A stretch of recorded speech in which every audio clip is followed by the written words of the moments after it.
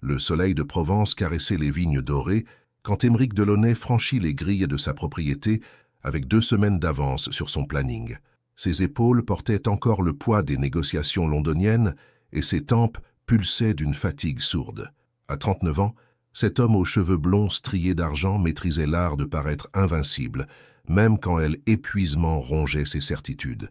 Il ajusta sa montre héritée de son père, un geste machinal qui trahissait son besoin de contrôle, et se dirigea vers la maison de pierre claire qui dominait les collines. Ses pas résonnaient sur le gravier avec la précision d'un métronome. Aymeric détestait l'imprévu. Sa vie entière était orchestrée comme une partition classique, chaque note à sa place, chaque silence calculé. Mais ce jour-là, la mélodie allait être brisée. Le son d'éclaboussure lui parvint avant même qu'il n'aperçoive la silhouette dans sa piscine. Une femme nageait avec une grâce naturelle, ses cheveux châtains ondulés flottant autour de son visage. Elle plongeait et ressortait de l'eau avec une liberté qui contrastait violemment avec l'univers rigide de Aymeric. Qu'est-ce que... Sa voix se perdit dans l'air tiède. Solène Vaubert émergea de l'eau, surprise, ses yeux ambrés croisant le regard glacé de Aymeric. L'eau ruisselait sur sa peau dorée par le soleil provençal, et pendant un instant, le temps sembla suspendu entre eux. « Monsieur Delaunay, je ne vous attendais pas avant 15 jours. » Elle sortit précipitamment de la piscine, attrapant une serviette d'un geste nerveux. Ses vêtements de lin reposaient sur une chaise longue, et elle dégageait une fragrance subtile de nuit de santal, qui vint troubler l'esprit habituellement si ordonné d'Aymeric. « Qui êtes-vous » demanda-t-il, sa voix plus sèche qu'il ne l'aurait voulu. « Solène Vaubert, votre nouvelle femme de ménage. Madame Rousseau m'a engagé pendant votre absence. » Un rire nerveux échappa de ses lèvres. Elle nouait la serviette autour de sa taille, et Aymeric remarqua une fine cicatrice sur son poignet gauche, une marque qu'elle tentait de dissimuler d'un geste rapide. « Et lui » interrogea-t-il en désignant un adolescent allongé sur un transat, des écouteurs sur les oreilles. Le garçon leva les yeux de son téléphone, révélant des iris châtain vert empreints d'une mélancolie qui touchait malgré lui le cœur endurci de Aymeric. Ses cheveux châtains étaient ébouriffés, et il portait un t-shirt large sur un jean troué avec une désinvolture étudiée. « Noé, mon frère » expliqua Solène en croisant les bras. « Il m'accompagne parfois. Je peux vous assurer qu'il ne dérange pas ? Il a quel âge ? 17 ans. » Aymeric observa le jeune homme qui retirait ses écouteurs avec une lenteur calculée. Quelque chose dans son regard rappelait les pensionnaires des cliniques privées où il avait lui-même séjourné dans sa jeunesse. Cette fragilité masquée par la bravade, cette façon de tenir son corps comme pour se protéger d'un monde trop dur. « Bonjour, monsieur » dit Noé d'une voix rauque teintée d'un accent lyonnais. « Vous ne devriez pas être à l'école ? C'est les vacances » mentit Noé en échangeant un regard rapide avec sa sœur. Solène se raidit imperceptiblement. Elle enfilait sa robe de lin d'un geste précis et Aymeric nota la façon dont elle protégeait instinctivement son frère. Cette détermination farouche éveillait en lui une curiosité qu'il n'avait pas ressentie depuis des années. « Écoutez, monsieur Delaunay, je comprends que ma présence vous surprenne. Si vous préférez, je peux partir et... » Non, le mot était sorti plus vite qu'il ne l'avait prévu.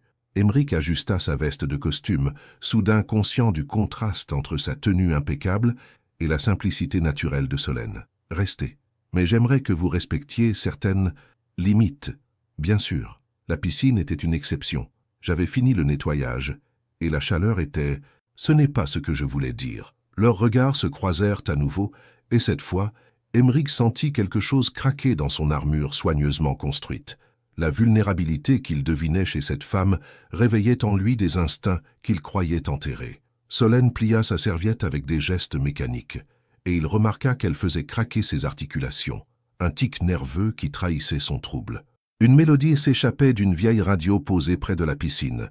La foule, d'Édith Piaf, la voix grave de la chanteuse semblait raconter une histoire de passion et de perte qui résonnait étrangement avec l'instant présent. « J'aime cette chanson », murmura Aymeric malgré lui. « Moi aussi », répondit Solène avec un sourire timide. « Piaf me rappelle que même dans la souffrance, il peut y avoir de la beauté. » Noé se leva en rangeant ses écouteurs, et Aymeric aperçut un tatouage discret sur son avant-bras, le symbole de l'infini, tracé d'une main hésitante mais déterminée. « Allez, Solène, on devrait y aller. »« Attendez, » dit Aymeric. « Où habitez-vous ? » ?»« Lyon. Enfin, nous cherchons actuellement un logement plus stable. » Le nom dit planait entre eux comme un parfum persistant. Émeric comprit que cette femme et son frère portaient des secrets aussi lourds que les siens. Et pour la première fois depuis des années, il eut envie de les connaître. « Revenez demain, dit-il simplement. Nous discuterons des modalités de votre travail. » Solène hocha la tête, rassemblant ses affaires avec une efficacité qui cachait son trouble. Quand elle passa près de lui pour rejoindre la sortie, Émeric fut troublé par la subtilité de son parfum et la détermination de sa démarche. « Monsieur Delaunay » appela-t-elle depuis le portail. « Oui, merci pour la seconde chance. » Et ils partirent, laissant Émeric seul avec ses certitudes ébranlées et une question qui ne le quitterait plus. Qui était vraiment Solène Vaubert? Le lendemain matin, Émeric se réveilla plus tôt que d'habitude. Les premiers rayons de soleil filtraient à travers les volets de sa chambre, et il resta allongé quelques minutes, fixant le plafond en repensant aux yeux ambrés de Solène. Cette pensée l'agaça. Il n'avait pas l'habitude que son esprit égare ainsi, surtout pas à cause d'une femme qu'il connaissait à peine. Il se leva d'un mouvement brusque, enfila son peignoir en soie et se dirigea vers la cuisine. Son rituel matinal était immuable. Douche froide, costume impeccable, café noir serré dans sa tasse préférée. Mais ce matin-là, en ouvrant les volets donnant sur la terrasse, il aperçut une silhouette familière près de la piscine. Solène était agenouillée au bord du bassin, une épuisette à la main, retirant méticuleusement les feuilles mortes qui, étaient accumulées pendant la nuit. Elle portait une robe simple en coton bleu pétrole qui épousait discrètement ses formes, et ses cheveux étaient attachés en un chignon désordonné dont échappèrent quelques mèches rebelles. Émeric observa ses gestes, précis et délicats. Elle travaillait avec une concentration totale, comme si chaque feuille retirée de l'eau avait une importance capitale. Il y avait quelque chose d'apaisant dans cette attention aux détails qui résonnait étrangement avec sa propre nature perfectionniste. « Bonjour » dit-il en sortant sur la terrasse, sa tasse de café fumant à la main. Solène sursauta légèrement, se retournant vers lui avec un sourire timide. « Bonjour, monsieur Delaunay, j'espère que je ne vous dérange pas. Je voulais commencer tôt pour éviter la chaleur. »« Pas du tout. Où est votre frère ? Il dort encore. Les adolescents, vous savez. » Elle se releva, essuyant ses mains humides sur un torchon. Émeric remarqua qu'elle évitait soigneusement son regard, comme si elle redoutait ce qu'il pourrait y lire. « Nous devons parler, » dit-il en s'installant à la table de fer forgé. « Asseyez-vous. » Solène hésita un instant avant de prendre place en face de lui. Elle croisa les mains sur ses genoux, et Émeric entendit le petit craquement de ses articulations, ce tic nerveux qu'il avait déjà remarqué la veille. « Madame Rousseau m'a dit que vous cherchiez du travail depuis plusieurs mois. » « C'est exact. J'ai travaillé dans différentes maisons, mais jamais rien de stable. Avec Noé, c'est compliqué. Il a des problèmes ?» Le visage de Solène se ferma instantanément, et Émeric comprit qu'il avait touché un point sensible. « Nous avons tous nos difficultés, monsieur Delaunay. Noé est un bon garçon, juste un peu perdu. Comme nous tous à son âge, » répondit Émeric avec une douceur qui le surprit lui-même. Solène leva les yeux vers lui, et pour la première fois, il vit sa méfiance s'atténuer légèrement. « Que voulez-vous savoir sur moi » demanda-t-elle avec une franchise désarmante. « Tout. Rien. Je ne sais pas. » Cette confession spontanée les prit tous deux au dépourvu.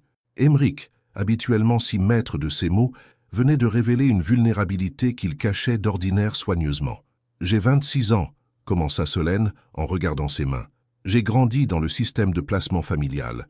Noé est arrivé dans ma vie quand j'avais 9 ans, et depuis, nous ne nous sommes jamais quittés. Il est tout ce que j'ai. Et vos parents ? Disparus de nos vies très tôt, différents pères, même mère. Elle avait ses propres démons. » Émeric hocha la tête, reconnaissant dans ces mots une douleur qu'il connaissait intimement. Lui aussi avait grandi avec un père absent émotionnellement, trop pris par ses affaires pour voir la détresse de son fils. « Je peux vous offrir un poste permanent, » dit-il après un silence, « mais j'ai mes conditions. Je vous écoute. Discrétion absolue. Je reçois parfois des clients importants, et ma vie privée doit le rester. Bien sûr. Respect des horaires. Je n'aime pas l'improvisation. Compris. Et votre frère, Noé ne vous dérangera plus, je vous le promets. Ce n'est pas ce que j'allais dire. » Solène fronça les sourcils, intriguée. « Il peut venir quand il veut. Cette maison est assez grande pour 3 personnes. » La surprise se peignit sur le visage de Solène, et Émeric vit ses yeux s'embuer légèrement. « Pourquoi ? Vous ne nous connaissez même pas. Peut-être parce que j'ai été comme lui, perdu, en colère contre le monde entier. Et qu'est-ce qui vous a sauvé ? Personne. C'est peut-être le problème. Cette confidence inattendue créa entre eux une intimité troublante. Solène le regardait avec une intensité nouvelle, comme si elle tentait de percer le mystère de cet homme aux apparences si lisses. « Il y a autre chose, » ajouta Emmerich en se levant. « Si vous acceptez ce poste, vous habiterez ici. Il y a un petit appartement au-dessus du garage, indépendant de la maison principale. Monsieur Delaunay, je ne peux pas accepter. C'est trop généreux, et je ne voudrais pas que vous pensiez... » « Que je pense quoi ?» Solène rougit légèrement, et cette vulnérabilité émut Emmerich plus qu'il ne l'aurait voulu. « Que je profite de votre bonté. »« Ma bonté ?»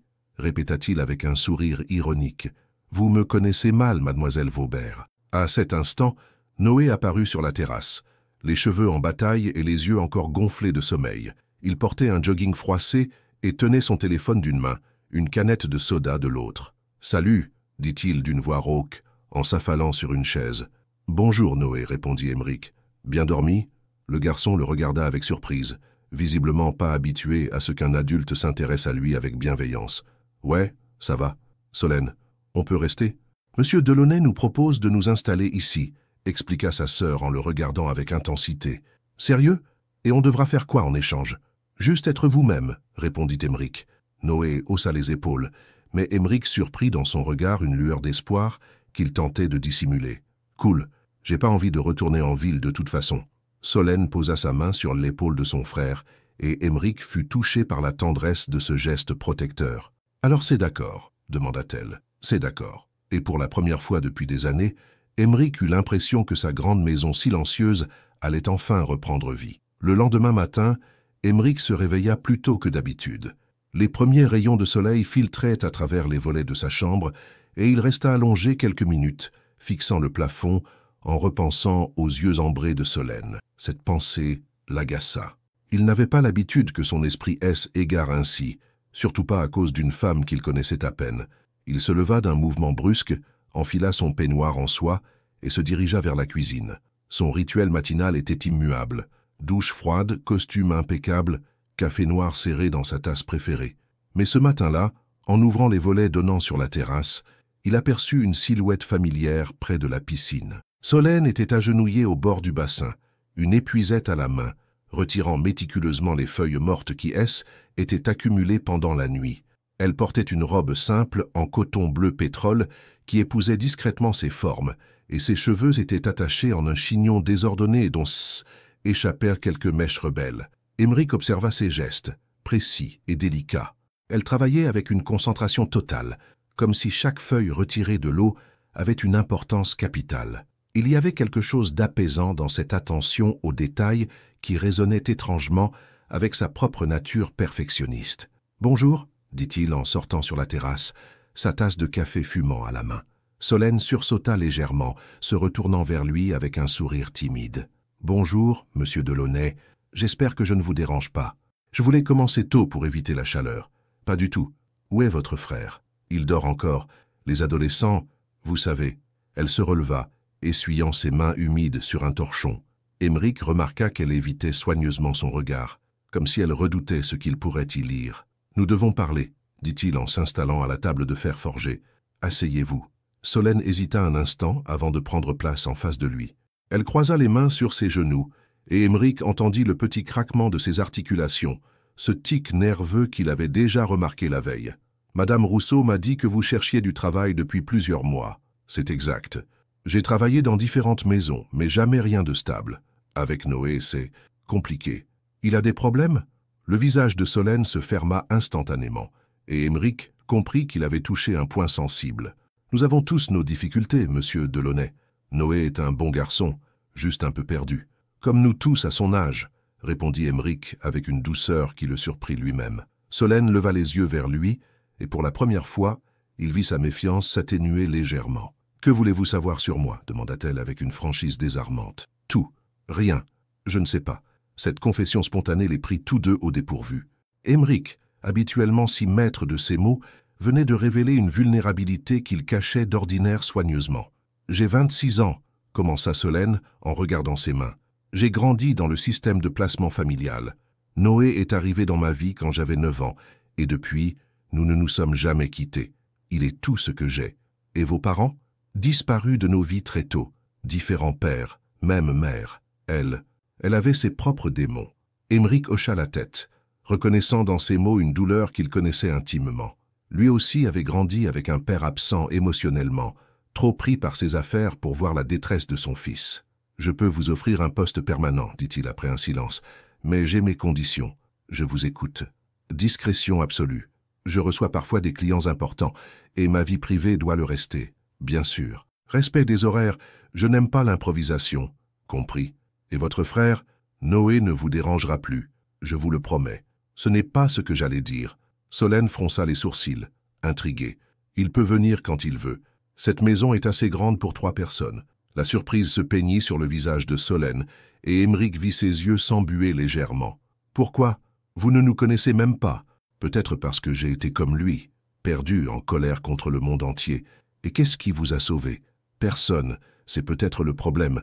Cette confidence inattendue créa entre eux une intimité troublante. Solène le regardait avec une intensité nouvelle, comme si elle tentait de percer le mystère de cet homme aux apparences si lisses. « Il y a autre chose, » ajouta Aymeric en se levant. « Si vous acceptez ce poste, vous habiterez ici. Il y a un petit appartement au-dessus du garage, indépendant de la maison principale. Monsieur Delaunay, je ne peux pas accepter. C'est trop généreux, et je ne voudrais pas que vous pensiez... » « Que je pense quoi ?» Solène rougit légèrement, et cette vulnérabilité émut Aymeric plus qu'il ne l'aurait voulu. « Que je profite de votre bonté. »« Ma bonté ?» répéta-t-il avec un sourire ironique. « Vous me connaissez mal, mademoiselle Vaubert. » À cet instant, Noé apparut sur la terrasse, les cheveux en bataille et les yeux encore gonflés de sommeil. Il portait un jogging froissé et tenait son téléphone d'une main, une canette de soda de l'autre. « Salut !» dit-il d'une voix rauque, en s'affalant sur une chaise. « Bonjour Noé, » répondit Aymeric. « Bien dormi ?» Le garçon le regarda avec surprise, visiblement pas habitué à ce qu'un adulte s'intéresse à lui avec bienveillance. « Ouais, ça va? Solène? On peut rester ?»« Monsieur Delaunay nous propose de nous installer ici, » expliqua sa sœur en le regardant avec intensité. « Sérieux? Et on devra faire quoi en échange? »« Juste être vous-même, » répondit Aymeric. Noé haussa les épaules, mais Aymeric surprit dans son regard une lueur d'espoir qu'il tentait de dissimuler. « Cool, j'ai pas envie de retourner en ville de toute façon. » Solène posa sa main sur l'épaule de son frère, et Aymeric fut touché par la tendresse de ce geste protecteur. « Alors c'est d'accord ?» demanda-t-elle. « C'est d'accord. » Et pour la première fois depuis des années, Aymeric eut l'impression que sa grande maison silencieuse allait enfin reprendre vie. 3 jours plus tard, Solène et Noé revinrent avec leurs maigres possessions entassées dans 2 valises fatiguées et quelques sacs plastiques. Aymeric les observait depuis la fenêtre de son bureau, étrangement nerveux à l'idée de partager son espace avec d'autres personnes. Cela faisait si longtemps qu'il vivait seul, dans le silence feutré de sa solitude choisie. Il descendit les accueillir, ajustant machinalement sa montre. Solène portait une jupe longue fleurie et un cardigan léger, ses cheveux libres ondulant sur ses épaules. Elle semblait plus détendue que lors de leur précédente rencontre, comme si la perspective d'un toit stable lui avait redonné un peu de sérénité. « Monsieur Delaunay, » dit-elle en s'approchant, « nous ne savons comment vous remercier. »« Aymeric, » corrigea-t-il, « si nous devons cohabiter, autant que ce soit sans formalité excessive. » Noé traînait derrière sa sœur, un casque audio autour du cou et son sac à dos graffité sur l'épaule. Il regardait la propriété avec des yeux écarquillés, visiblement impressionné par l'ampleur des lieux. « C'est énorme ici, » murmura-t-il. « Viens, je vais vous montrer votre logement. » Aymeric les guida vers le garage aménagé. L'appartement était petit mais lumineux, avec une kitchenette, un salon, une chambre et une salle de bain. Il avait pris soin de faire livrer quelques meubles supplémentaires et des draps neufs. « Oh !» souffle Solène en découvrant l'espace. « C'est parfait. » Elle tourna sur elle-même, les yeux brillants, et Aymeric ressentit une satisfaction inattendue à la voir si heureuse. « La chambre est pour toi, » dit-elle à Noé. « Je prendrai le canapé-lit ?»« Non, » protesta son frère. « Tu prends la chambre. Moi, je préfère le salon, comme ça je peux écouter ma musique sans déranger. » Aymeric observait leur interaction avec fascination, cette tendresse fraternelle, ces attentions mutuelles. Tout cela lui rappelait ce qui avait manqué dans sa propre jeunesse. « Il y a des serviettes dans l'armoire, et la connexion Wi-Fi est la même que dans la maison principale, » dit-il. Le code est écrit sur le frigo. « Merci, » dit Solène en s'approchant de lui. « Pour tout. » Elle était si proche qu'il pouvait sentir la subtilité de son parfum, mélangée à une odeur plus personnelle, plus intime. Ses yeux ambrés le fixaient avec une gratitude qui le troublait. « Je commence le travail demain ?» demanda-t-elle. « Quand vous voudrez. Il n'y a pas d'urgence. » Noé s'était déjà approprié le salon, déballant ses affaires avec l'enthousiasme d'un enfant. Il sortit une petite enceinte portable et la connecta à son téléphone. Une mélodie électronique douce emplit l'espace et Emeric fut surpris par la qualité musicale du morceau. « C'est toi qui as composé ça ?» demanda-t-il. Noé leva la tête, surpris qu'on s'intéresse à sa passion. « Ouais, enfin, c'est juste un délire, rien de professionnel. C'est très bien. Tu as appris où ? Sur Internet, principalement. Et avant ma période difficile, j'avais pris quelques cours. » Solène tendit l'oreille, attentive à cette conversation. Elle savait que son frère avait besoin de reconnaissance, d'encouragement, mais peu d'adultes prenèrent la peine de s'intéresser vraiment à lui. « Si tu veux, dit Emeric, il y a un piano dans la maison. Il prend la poussière depuis des années. » Les yeux de Noé s'illuminèrent, mais il se reprit aussitôt, retrouvant sa pose d'adolescent blasé. « Peut-être, on verra. »« Noé joue très bien, intervint Solène. Il a commencé le piano à 8 ans. »« Solène, protesta son frère, gêné. Quoi ? C'est vrai, tu étais doué. » Un silence s'installa, chargé d'émotions non exprimées. Emeric comprit que la musique était liée au passé douloureux du garçon, à cette période dont Solène ne voulait pas parler. « Bon, je vous laisse vous installer, dit-il finalement. Si vous avez besoin de quoi que ce soit, n'hésitez pas. » Il s'apprêtait à partir quand Solène le rattrapa sur le seuil. Emeric, c'était la première fois qu'elle prononçait son prénom, et il frissonna imperceptiblement. « Oui, pourquoi faites-vous ça ? Vraiment ?» Il la regarda longuement, cherchant une réponse qui ne soit ni un mensonge ni une vérité trop révélatrice. Peut-être parce que cette maison était trop silencieuse. Et maintenant, elle va retrouver une âme. Le soir venu, Emeric dînait seul sur sa terrasse quand il entendit des éclats de rire provenant de l'appartement. Par la fenêtre ouverte, il aperçut Solène et Noé, qui cuisinaient ensemble, se chamaillant gentiment au sujet des proportions d'un plat. Elle portait un tablier fleuri et avait remonté ses cheveux, révélant la courbe gracieuse de sa nuque. Noé tentait de lui voler un morceau de fromage, et elle lui donna une petite tape sur la main en riant. Cette scène de bonheur domestique émut Emeric d'une façon qu'il n'avait pas anticipée. Plus tard dans la soirée, alors qu'il lisait dans son salon, les notes d'un piano lui parvinrent de la maison. Noé avait finalement cédé à la tentation. Il jouait avec une sensibilité rare, mêlant des mélodies classiques à ses propres improvisations électroniques. Emeric ferma son livre et écouta, les yeux fermés. Cette musique emplissait les espaces vides de sa demeure, chassait les fantômes du silence. Pour la première fois depuis des années, sa maison respirait. Il se leva et s'approcha discrètement du salon. Noé était assis au piano, concentré, les doigts dansant sur les touches avec une grâce naturelle. Solène se tenait derrière lui, une main posée tendrement sur son épaule, et tous deux semblaient avoir oublié le monde extérieur. Emeric recula sans bruit, le cœur étrangement serré. Il venait de comprendre qu'en accueillant ces deux êtres dans sa vie, il s'exposait à quelque chose qu'il avait fui pendant des années, la possibilité d'aimer et d'être aimé en retour. Et cette perspective l'effrayait autant qu'elle l'attirait. 2 semaines s'écoulèrent dans une harmonie fragile. Solène avait trouvé ses marques dans la maison, accomplissant ses tâches avec une efficacité discrète qui impressionnait Emeric. Elle avait cette capacité rare de rendre un espace plus chaleureux, simplement par sa présence, disposant des fleurs fraîches dans les vases, ouvrant les fenêtres pour laisser entrer la lumière provençale. Noé, quant à lui, passait ses journées entre le piano et ses compositions électroniques, alternant moments de créativité intense et périodes de silence inquiétant. Emeric avait appris à reconnaître ses humeurs, les jours où la musique coulait avec fluidité, et ceux où le garçon restait prostré sur le canapé, le regard perdu dans le vide. Ce matin-là, Emeric descendit plus tard que d'habitude et trouva Solène dans la cuisine, préparant ce qui ressemblait à de la pâte à gâteau. Ses gestes étaient mécaniques, presque rituels, et il y avait quelque chose de mélancolique dans sa façon de remuer la préparation. « Qu'est-ce que vous préparez ?»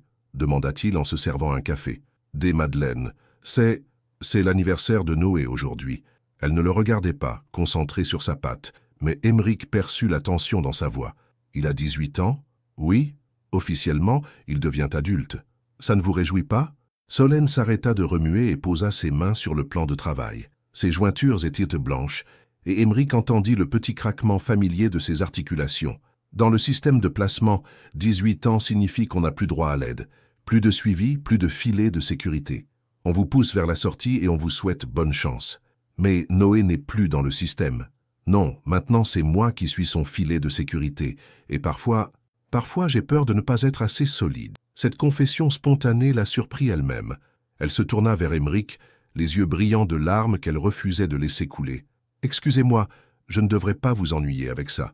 Vous ne m'ennuyez pas. » Il s'approcha d'elle, hésitant. L'envie de la réconforter l'envahissait, mais il ne savait comment s'y prendre. Cela faisait si longtemps qu'il n'avait pas consolé quelqu'un. Où est-il? Il se promène.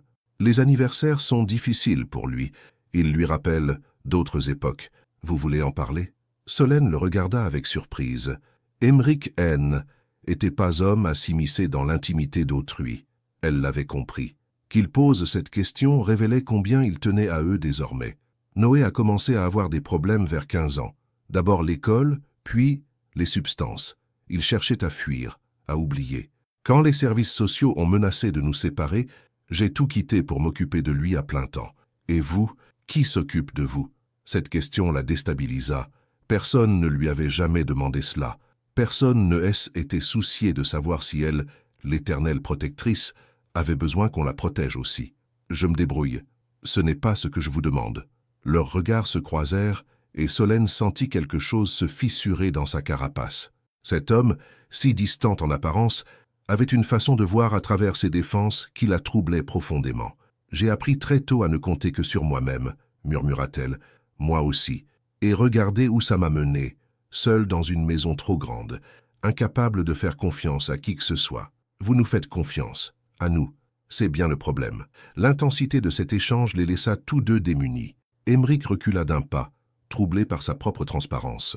Solène reprit sa préparation, les mains tremblantes. À cet instant, Noé poussa la porte de la cuisine. Il était pâle, les cheveux en bataille, et son regard fuyant trahissait un état d'agitation que Solène reconnut immédiatement. « Noé, tu vas bien ?»« Ouais, ça va. » Mais sa voix était trop aiguë, ses gestes trop brusques. Il attrapa une bouteille d'eau dans le réfrigérateur et la vida d'un trait. « J'ai croisé quelqu'un du village en bas. Il m'a reconnu. » Le sang de Solène se glaça. Elle échangea un regard rapide avec Aymeric, qui fronçait les sourcils. « Reconnu comment? Les photos dans les journaux locaux. Quand j'ai eu mes ennuis. » Noé s'effondra sur une chaise, la tête entre les mains. Son corps entier tremblait, et Solène se précipita vers lui. « Hey, regarde-moi. Tu n'as rien fait de mal. Tu es en rétablissement. Tu es fort. »« Non, je ne suis pas fort. J'ai tout gâché, Solène. Tout. Et maintenant ils vont nous chasser d'ici aussi. » Aymeric observait la scène, partagé entre l'envie d'intervenir et la peur de s'immiscer. Mais quand il vit Solène lutter pour retenir ses propres larmes tout en consolant son frère, quelque chose se brisa en lui. « Personne ne vous chassera d'ici, » dit-il fermement. Noé leva la tête vers lui, les yeux rougis. « Vous ne comprenez pas. Quand les gens apprennent, ils quoi? Ils jugent, ils condamnent. Croyez-moi, j'en ai vu d'autres. »« Aymeric, » murmura Solène. « Non, laissez-moi finir. Noé, j'ignore ce que vous avez fait, et franchement, je m'en fiche. Ce qui compte, c'est qui vous êtes maintenant. Et maintenant, vous êtes un garçon talentueux qui compose de la belle musique et qui a la chance d'avoir une sœur qui l'aime inconditionnellement. » Le silence qui suivit était chargé de émotion.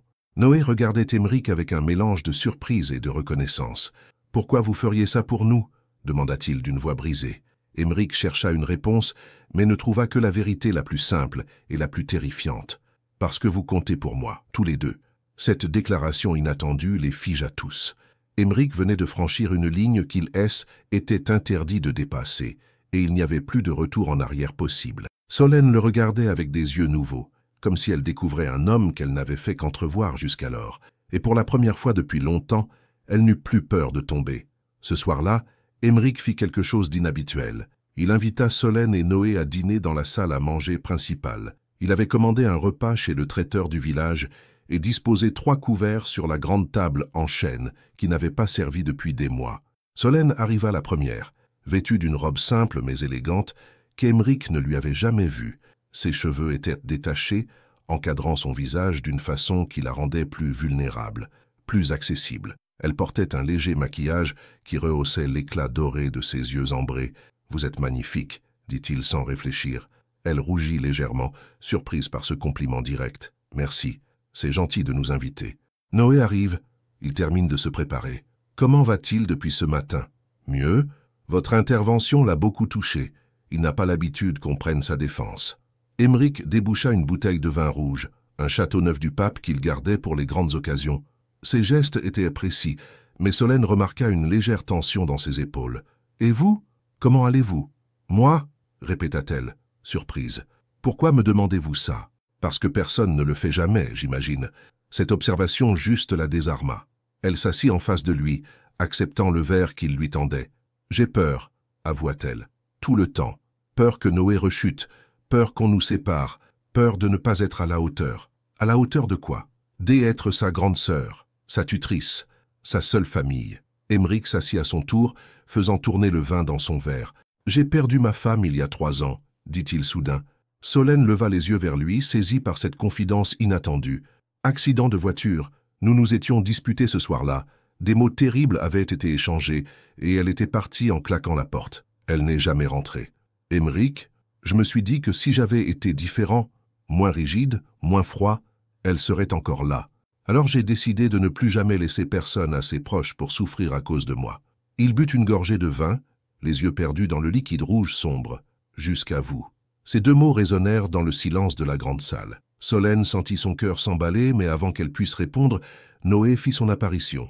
Le jeune homme avait fait un effort, cheveux coiffés, chemise propre, même s'il avait gardé ses baskets usées. Il s'arrêta sur le seuil, intimidé par l'élégance du cadre. « Waouh, c'est classe ici.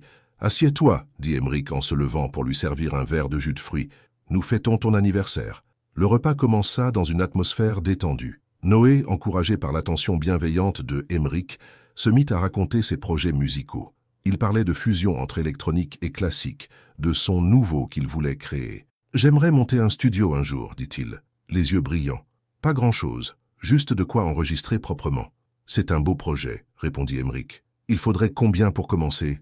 Noé haussa les épaules, gêné d'aborder l'aspect financier. « Quelques milliers d'euros. Mais c'est juste un rêve, hein? Pourquoi juste un rêve? Parce que les gens comme nous, on ne réalise pas ce genre de truc. » Cette phrase brisa le cœur de Solène. Elle posa sa main sur celle de son frère. « Ne dis jamais ça. Tu vaux autant que n'importe qui. »« Solène a raison, » ajouta Aymeric. « Le talent ne dépend pas de l'origine sociale. » Un silence pensif s'installa. Noé jouait avec sa fourchette, visiblement ému par ses encouragements inhabituels. « Puis-je vous poser une question ?» demanda Aymeric. Le garçon hocha la tête. « Qu'est-ce qui vous a mené dans vos difficultés ?» Solène se tendit, prête à protéger son frère, mais Noé leva la main pour l'arrêter. « Ça va, Solène, il a le droit de savoir. » Il prit une profonde inspiration avant de continuer. « Ma mère biologique, elle avait ses propres addictions. Quand j'étais petit, je la voyais prendre des cachets pour n'aller mieux. Et dans les familles d'accueil, parfois c'est était dur. Alors j'ai commencé à faire pareil qu'elle, pour que ça fasse moins mal. » Sa voix se brisa légèrement, jusqu'à ce que Solène risque sa propre vie pour me sauver. Elle a abandonné ses études, ses projets, tout, pour moi. « C'est faux, » protesta sa sœur. « Tu es ce que j'ai de plus précieux. »« Et maintenant ?» demanda Aymeric doucement. « Maintenant, j'essaie de devenir quelqu'un dont elle puisse être fière, même si c'est dur tous les jours. » Aymeric regarda ce jeune homme fragile et déterminé, et y reconnut sa propre lutte contre ses démons intérieurs. « Vous savez, dit-il, j'ai une proposition à vous faire, à tous les deux. » Solène et Noé le regardèrent avec curiosité. « J'ai besoin d'aide pour gérer mes propriétés. Solène, vous pourriez devenir ma régisseuse officielle avec un vrai salaire. Et toi, Noé, tu pourrais t'occuper de l'ambiance musicale dans mes hôtels, créer des playlists, peut-être même composer des morceaux originaux. Vous êtes sérieux ?» balbutia Noé. « Très sérieux. Mais il y a une condition. » Le cœur de Solène se serra. Il y avait toujours une condition. « Vous restez ici, avec moi, définitivement. » Elle, émotion était trop forte.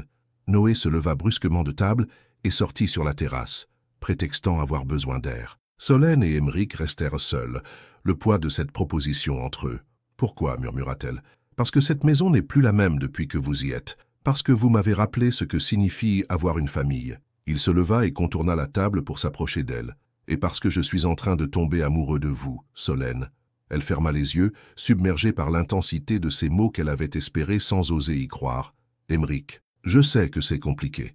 Je sais que je ne suis pas l'homme le plus facile à aimer. Mais si vous me laissez une chance... » Elle ouvrit les yeux et le regarda. Cet homme si fort, si sûr de lui, était là devant elle, vulnérable, et tremblant.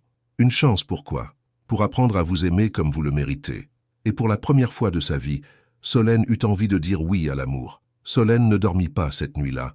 Allongée sur son lit, elle fixait le plafond en repensant aux mots d'Émeric. « Je suis en train de tomber amoureux de vous ». Ces paroles résonnaient encore dans sa tête, mélange grisant de bonheur et de terreur absolue. Elle se leva avant l'aube et sortit marcher dans le jardin. La rosée perlait sur les lavandes que Émeric entretenait avec tant de soin, et l'air frais de la Provence portait les parfums de la terre réveillée. Elle s'assit sur le banc de pierre près de la piscine, là où tout avait commencé entre eux. « Tu ne dors pas non plus ?»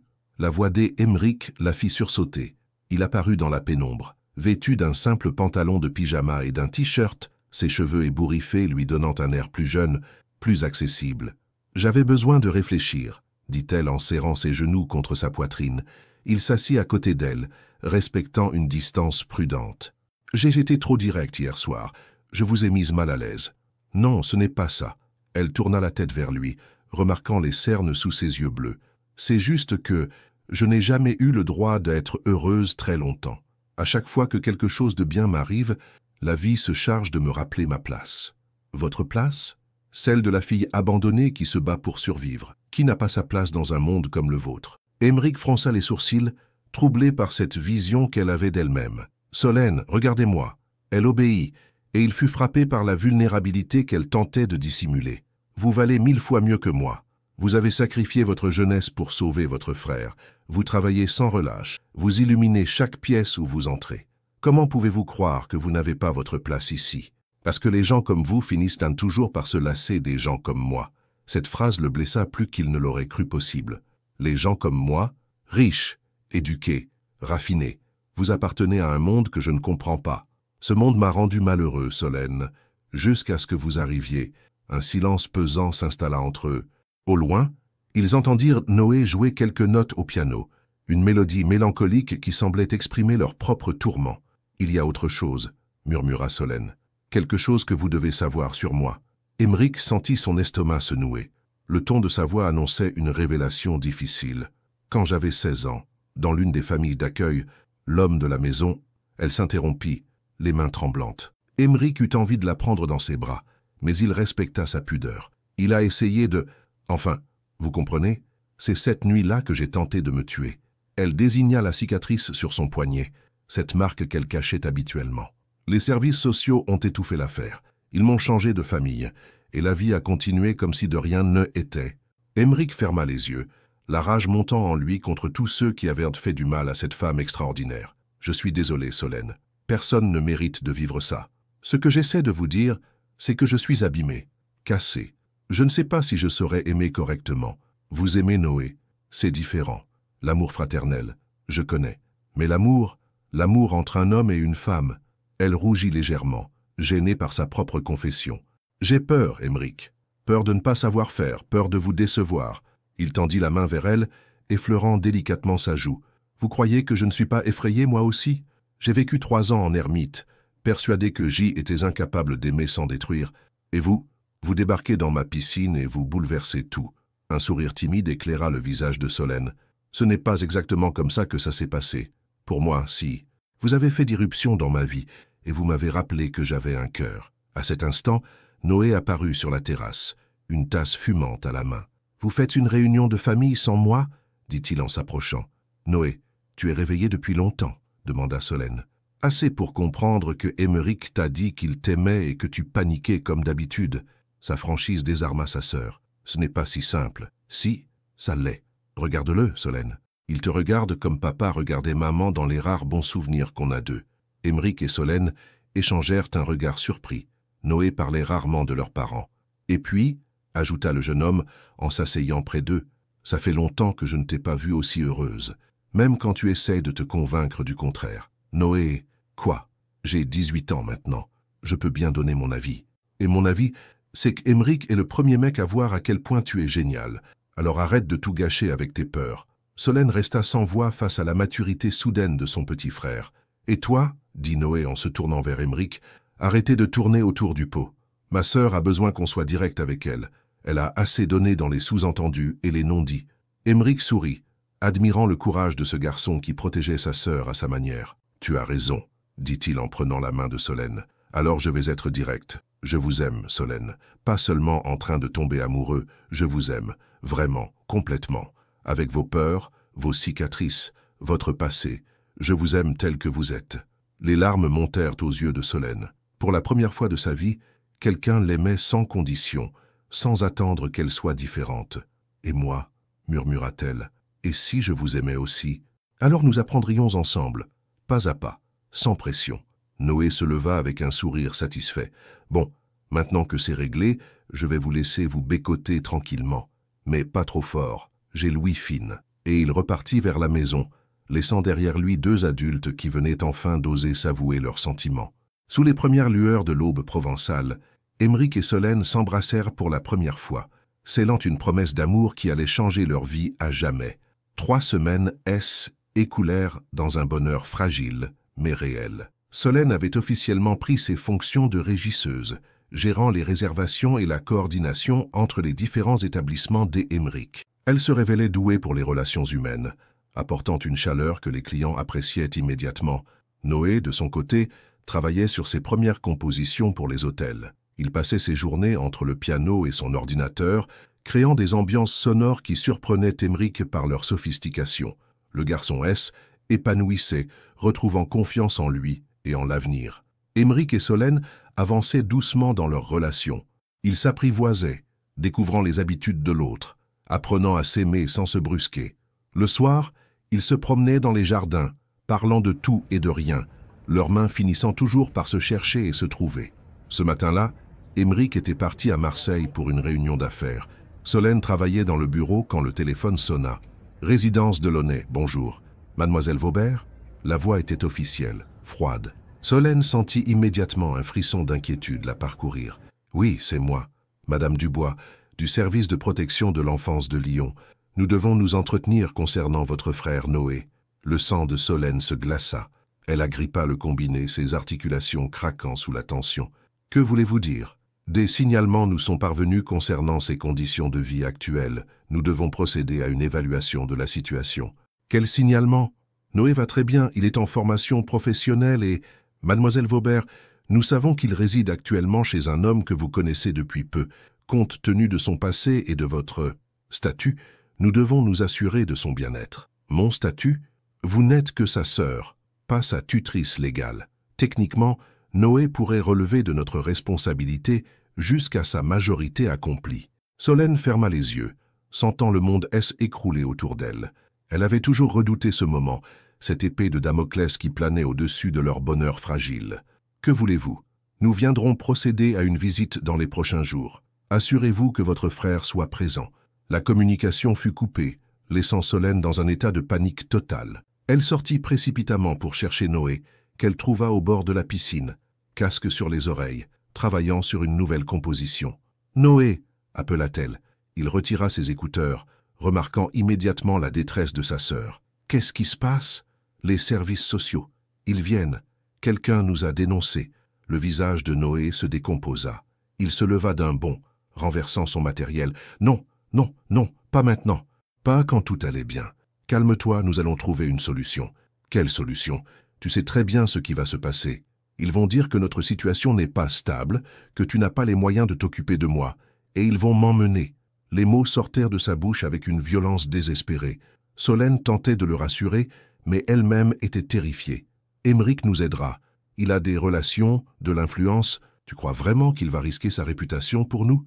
Un dealer en réhabilitation et sa sœur sans diplôme? Ne dis pas ça. Aymeric nous aime. L'amour, ça suffit pas toujours, Solène. Tu le sais mieux que personne. » À cet instant, ils entendirent le bruit d'une voiture dans l'allée. Aymeric rentrait plus tôt que prévu.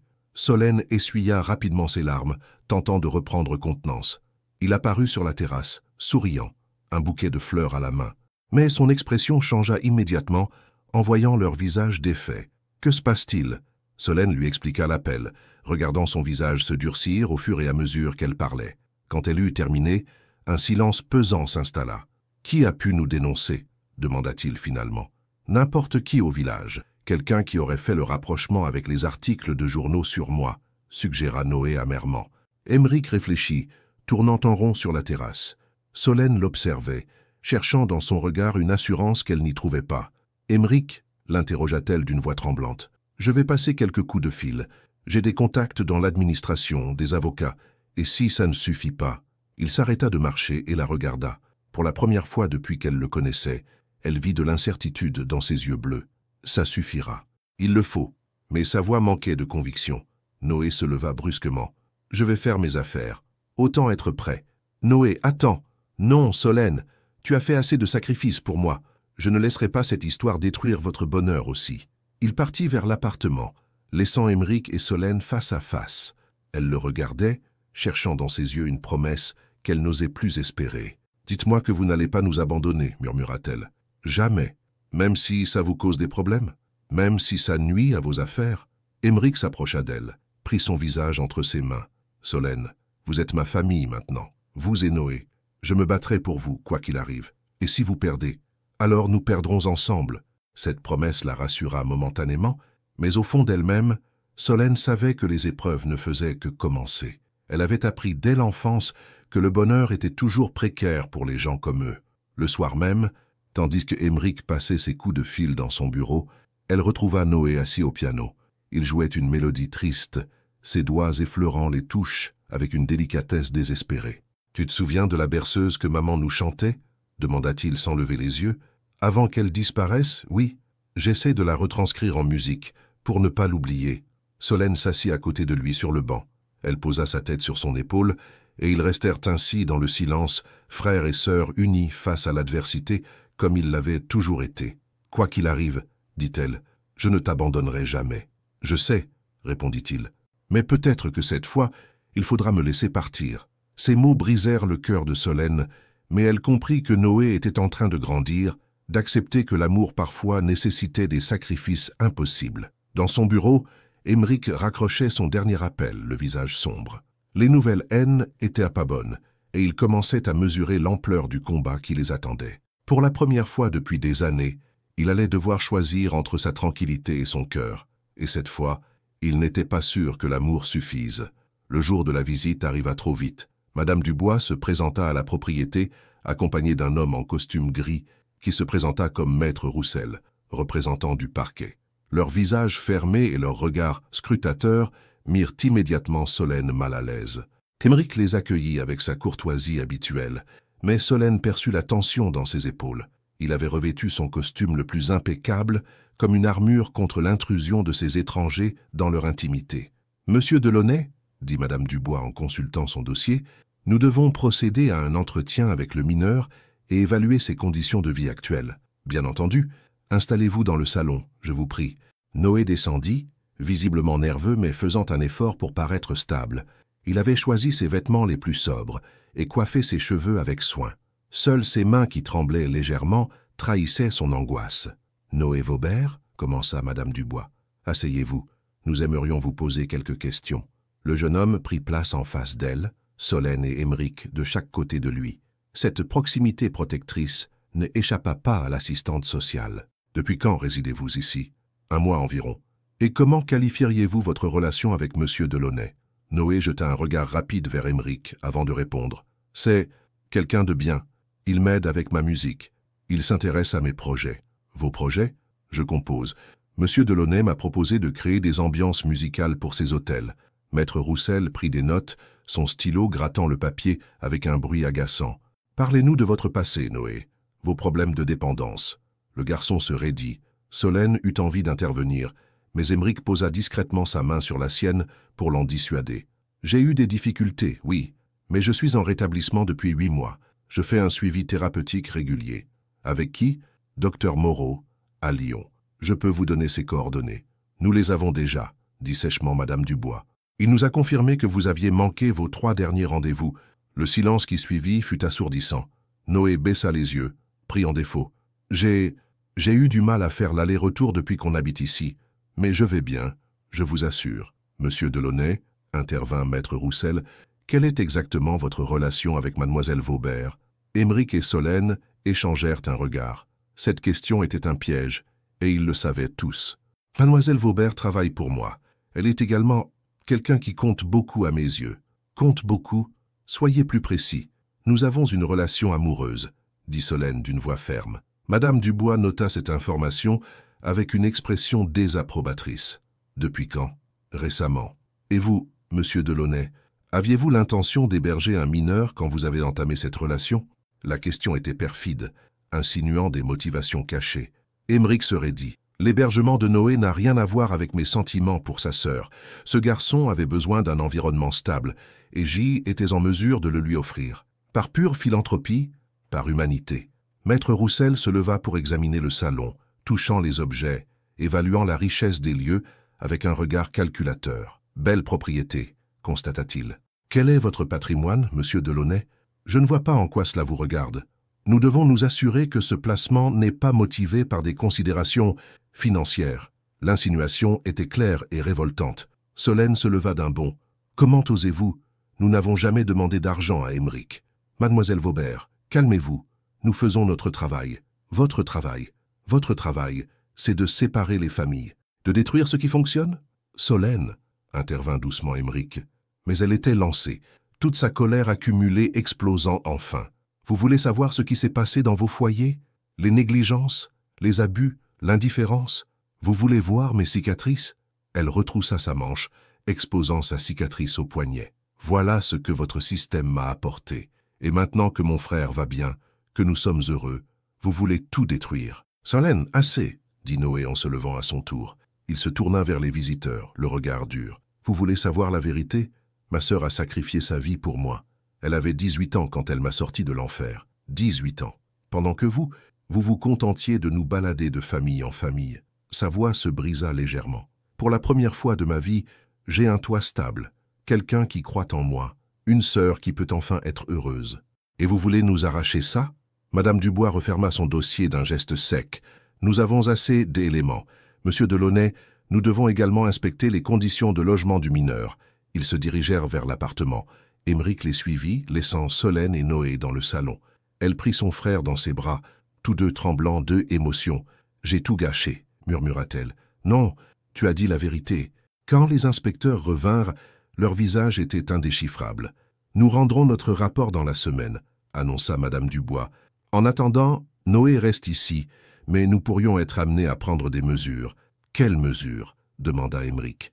Placement en foyer spécialisé le tendait évaluer la pertinence de cet arrangement. « Il a 18 ans dans 3 jours, » protesta Solène. « Justement, l'accompagnement vers l'autonomie doit être encadré. » Après leur départ, un silence de plomb s'abattit sur la maison. Noé monta dans sa chambre sans un mot. Aymeric et Solène restèrent face à face, épuisés. « J'aurais dû me taire, » dit-elle. « Non, vous avez eu raison de vous défendre. Et maintenant ?» Aymeric la prit dans ses bras, mais elle sentit qu'il était aussi perdu qu'elle. Maintenant, nous attendons, et nous nous préparons au pire. Cette nuit-là, Solène ne put fermer l'œil. Par la fenêtre, elle voyait la lumière allumée dans la chambre de Noé. Elle savait qu'il ne dormait pas non plus, probablement en train de composer une dernière mélodie avant que leur monde ne s'écroule définitivement. Et pour la première fois depuis longtemps, elle douta que l'amour puisse vraiment triompher de tout. 3 jours passèrent dans une attente insoutenable. Noé fêta ses 18 ans dans un silence pesant, refusant toute célébration. Il passait ses heures au piano, composant avec une fébrilité désespérée, comme s'il voulait laisser une trace de lui avant de disparaître. Le 4e matin, Aymeric reçut un appel de son avocat. Solène le vit raccroché, le visage livide. Que se passe-t-il? Ils ont rendu leur rapport. La décision sera annoncée cet après-midi. Et mon avocat n'est pas optimiste.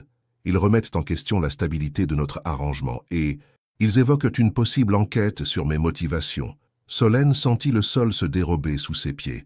Non seulement il risquait de perdre Noé, mais Aymeric lui-même était menacé. C'est de ma faute. Si je n'avais pas explosé l'autre jour, non, Solène, c'est de la mienne. J'aurais dû prévoir cette situation, prendre des précautions légales. À cet instant, Noé descendit les escaliers, une valise à la main. « Qu'est-ce que tu fais » demanda Solène, paniquée. « Je pars. »« Comment ça, tu pars ?»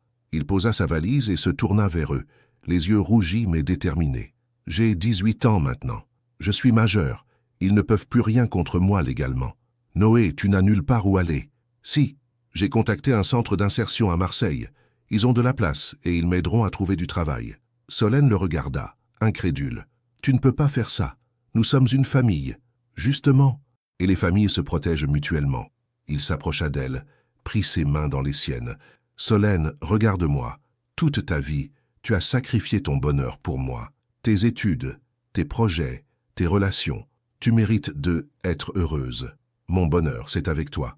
Ton bonheur, c'est avec lui, dit-il en désignant Aymeric. Je l'ai vu dans tes yeux. Pour la première fois, tu es amoureuse, vraiment amoureuse. » Des larmes coulaient sur les joues de Solène. « Sam, et toi? Qu'est-ce que tu vas devenir? Je vais grandir, apprendre à me débrouiller seul. C'est ce que j'aurais dû faire depuis longtemps. » Aymeric, qui était resté silencieux, s'avança vers eux. « Noé, tu n'es pas obligé de partir. Nous trouverons une solution. » « Quelle solution? Ils finiront par nous séparer de force, et en plus ils détruiront votre réputation. Au moins, en partant maintenant, je garde ma dignité. » Il se tourna vers Aymeric, lui tendant la main. « Merci, pour tout. Vous m'avez rendu quelque chose que je croyais perdu à jamais. » « Quoi donc? L'envie de devenir quelqu'un de bien. » Aymeric serra la main du jeune homme, ému par sa maturité soudaine. « Tu l'es déjà, Noé. Tu l'as toujours été. Prenez soin de ma sœur. Elle mérite le meilleur. Je te le promets. » Noé se dirigea vers la porte, mais Solène lui barra le passage. « Non, je refuse. Nous partons ensemble, comme on l'a toujours fait. » Solène. « Non. Tu m'entends? Non ?» Sa voix se brisa, et elle s'effondra dans les bras de son frère. Il la serra contre lui, luttant pour ne pas pleurer à son tour. « Écoute-moi bien, grande sœur. J'ai besoin de savoir que tu es heureuse pour avoir la force de me construire. Si tu gâches ça par culpabilité, j'aurai tout raté. » À cet instant, le téléphone sonna. Aymeric décrocha, son visage changeant d'expression au fur et à mesure de la conversation. « Oui, je vois. Êtes-vous certain? Très bien, merci. » Il raccrocha, l'air stupéfait. « Que se passe-t-il? » demanda Solène. « C'était mon avocat. L'enquête sur votre situation vient d'être classée sans suite. Comment est-ce possible? » Aymeric hésita avant de répondre. « Parce que j'ai découvert qui vous avez dénoncé. Et pourquoi? » « Qui? » « Madame Rossignol, votre ancienne logeuse à Lyon. Celle qui vous a expulsé il y a 2 mois. » Solène fronça les sourcils, ne comprenant pas. « Mais pourquoi elle ferait ça? Parce qu'elle travaille pour la famille Delaunay depuis 20 ans. Elle était la gouvernante de mes parents. » Un silence glacial s'abattit sur la pièce. « Que voulez-vous dire ?» demanda Solène d'une voix blanche. Aymeric ferma les yeux, comme s'il se préparait à avouer un crime. « Il y a 3 semaines, ma mère a appris notre relation. Elle a engagé un détective privé pour enquêter sur vous. Quand elle a découvert votre passé, elle a contacté Madame Rossignol pour qu'elle fasse un signalement. Votre mère, elle voulait vous faire partir. Elle ne supporte pas l'idée que je puisse être heureux avec quelqu'un qu'elle juge indigne de notre nom. » La révélation tomba comme un coup près. Solène recula, le visage décomposé. « Vous le saviez? Je l'ai découvert ce matin seulement. Mon avocat a mené sa propre enquête. Et vous ne m'avez rien dit? » « Je ne savais pas comment. Depuis 3 semaines, vous saviez que votre famille nous détestait, et vous n'avez rien dit? » La colère montait en elle, mélangée à une douleur profonde. « Solène, écoutez-moi. Non, vous nous avez laissé vivre cet enfer alors que vous saviez. Nous avons cru qu'on nous rejetait à cause de ce que nous étions. Mais en réalité, c'était à cause de qui vous étiez. » Noé observait la scène, déchiré entre la compassion pour sa sœur et la compréhension de la position d'Aymeric. « Solène, dit-il doucement, il ne pouvait pas savoir que sa mère irait si loin. Toi aussi, tu le défends? Je dis juste que les familles riches ont leur propre dysfonctionnement. Regarde comme il a choisi notre camp contre le sien. » Aymeric s'approcha de Solène, mais elle recula encore. « Ma mère ne me dicte pas ma vie, Solène. Elle ne l'a jamais fait. Peut-être pas, mais elle vient de nous prouver qu'elle en a le pouvoir. Plus maintenant. J'ai coupé tous les ponts avec elle ce matin. Pour toujours. » Cette déclaration stoppa Solène dans sa colère. Elle le regarda, cherchant la sincérité dans ses yeux. « Vous avez fait quoi? » « J'ai choisi. Entre elle et vous, entre mon passé et mon avenir. Et j'ai choisi vous. » Le silence qui suivit était lourd de toutes les émotions non exprimées. Noé posa sa valise, comprenant que le départ N était plus d'actualité. « Alors, demanda-t-il, on fait quoi maintenant ?» Aymeric et Solène se regardèrent, 2 êtres blessés, mais toujours amoureux, face à un choix qui allait déterminer le reste de leur vie. Pour la première fois depuis des jours, l'espoir redevenait possible. 6 mois plus tard, la propriété de Provence avait retrouvé une sérénité qu'elle n'avait jamais connue. Le printemps explosait dans les jardins que Aymeric entretenait toujours avec le même soin, mais désormais avec l'aide de Solène, qui avait découvert sa passion pour les roses anciennes. Ce matin-là, elle arrosait les massifs quand elle entendit les notes familières du piano échapper de la maison. Noé était de retour de Marseille pour le week-end, apportant avec lui ses dernières compositions et cette assurance nouvelle qu'il avait acquise en apprenant l'autonomie. Il avait trouvé sa voix dans un petit studio d'enregistrement où il mixait pour des artistes locaux tout en développant ses propres projets. Son visage avait perdu cette tension perpétuelle de l'adolescence blessée. Il souriait plus souvent, parlait de ses projets avec enthousiasme, et surtout, il ne se définissait plus par ses erreurs passées. « Il joue bien », dit Aymeric en s'approchant de Solène. « Il joue libre », corrigea-t-elle avec un sourire. « C'est différent. » Aymeric passa ses bras autour de sa taille, respirant le parfum léger de ses cheveux mélangés à celui des fleurs. Ils avaient appris à s'aimer patiemment, guérissant ensemble leurs blessures respectives. Solène avait découvert qu'elle pouvait faire confiance sans perdre son indépendance, et Aymeric avait compris que l'amour véritable ne se contrôlait pas, il se vivait. « J'ai quelque chose à te montrer », dit-il en sortant une enveloppe de sa poche. Solène essuya ses mains sur son tablier et ouvrit la lettre. Était un document officiel du tribunal. « Qu'est-ce que c'est ?»« L'adoption. Les papiers sont prêts. Si tu es d'accord, je deviens officiellement le tuteur de Noé.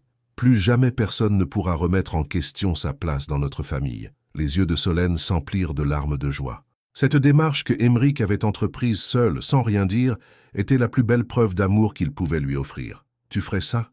Même maintenant qu'il est autonome? Surtout maintenant, parce que ce n'est plus par nécessité, c'est par choix. Il est mon frère autant que le tien. » Elle se jeta dans ses bras, submergée par émotion. À travers la fenêtre, Noé les observait avec un sourire attendri. Il avait cessé de jouer pour écouter leur conversation. « Et nous ?» demanda-t-elle en se détachant légèrement. « Qu'est-ce que nous devenons ?»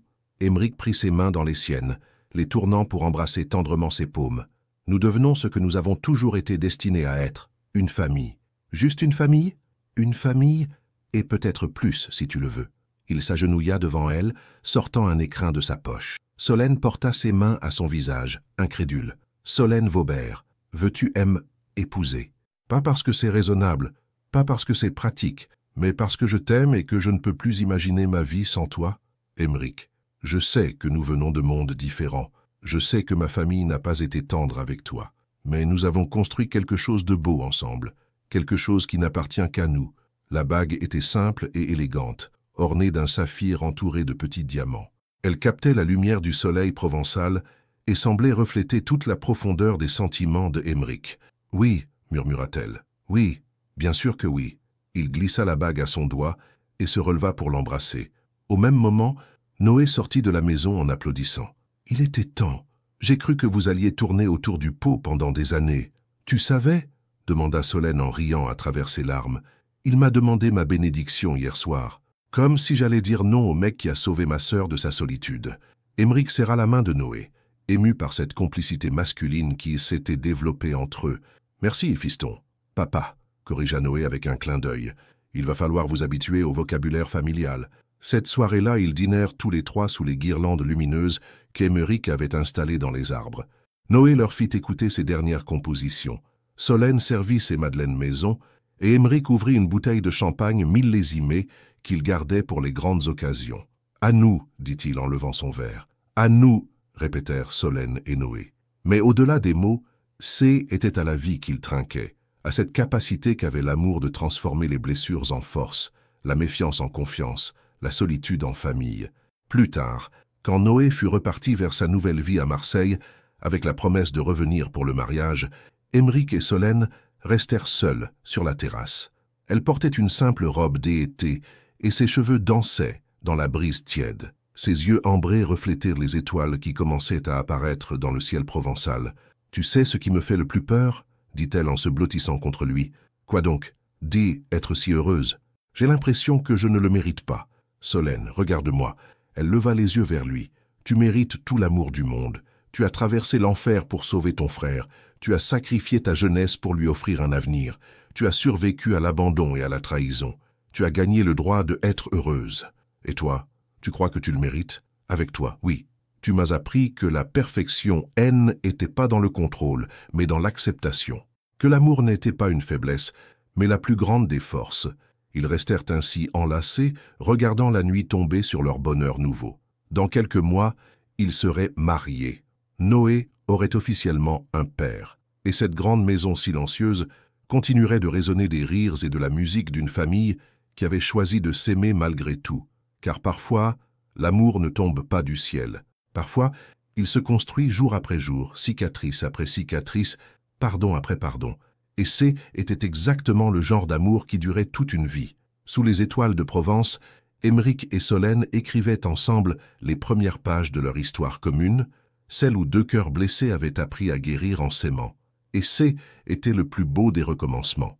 Fin Sam, après avoir suivi tout le parcours d'Émeric, Solène et Noé, quel moment de l'histoire a le plus touché votre cœur? Était-ce quand Émeric a trouvé Solène nageant dans sa piscine et que leurs vies se sont entrelacées pour toujours? Le sacrifice silencieux de Solène pour protéger son frère? Le courage de Noé lorsqu'il a décidé de partir pour protéger le bonheur de sa sœur? Ou peut-être la décision d'Émeric de rompre avec sa famille pour choisir le véritable amour? Laquelle de ces scènes vous a fait le plus croire au pouvoir transformateur de l'amour? Racontez-nous quel a été le moment qui vous a le plus ému et pourquoi. Votre participation sur la chaîne est très importante. S'il vous plaît, laissez votre opinion dans les commentaires. Merci d'avoir regardé. Vos réactions sont très importantes pour notre travail. Laissez-nous un commentaire pour nous dire ce que vous pensez et d'où vous regardez. N'oubliez pas de vous abonner à la chaîne et d'activer les notifications pour ne rien manquer. Votre participation est très importante pour la poursuite de notre travail, alors partagez-la avec ceux qui aimeront cette histoire.